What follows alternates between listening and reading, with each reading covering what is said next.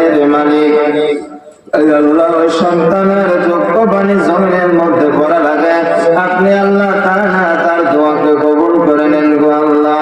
আয় আল্লাহ মোহাম্মদ আমিন ভাই আল্লাহ তোমার ঘরের জন্য 500 টাকা দিয়েছে আল্লাহ, আর বলে গেল আব্বা আমার জন্য দোয়ার চাওয়ার জন্য।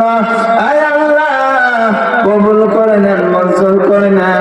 মোহাম্মদ ইবাদত আপনার ঘরের জন্য তো দিয়েছে 100 টাকা।